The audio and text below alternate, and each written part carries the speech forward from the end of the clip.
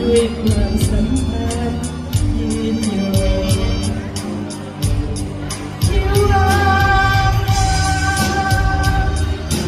ยามอยู่เพียงพอสุริยแสงเธอโอ้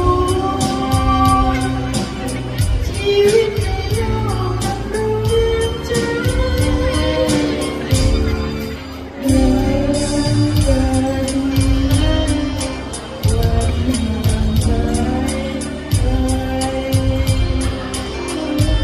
หมดของหัวปากายเยือกเย็นเห็นใจเป็นชีวิต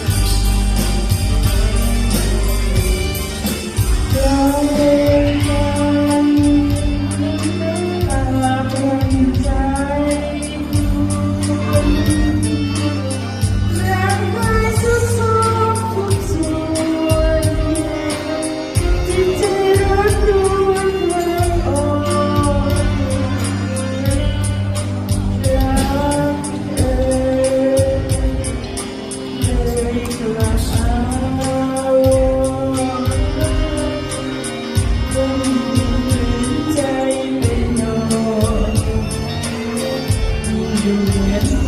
รไฟลนที่ว่าสายามเธออยู่ทั้งวันสุริยะทองชีวิตในโลกกับทุกสิ่ง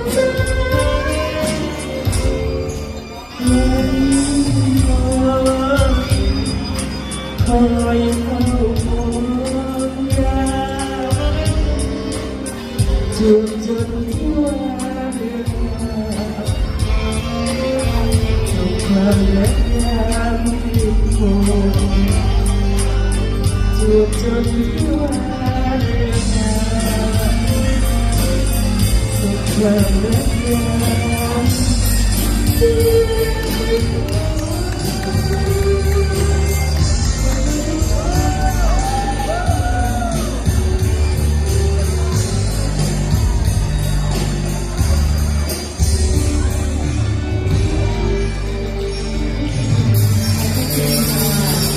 สำหรับดอกไม้ทุกดอก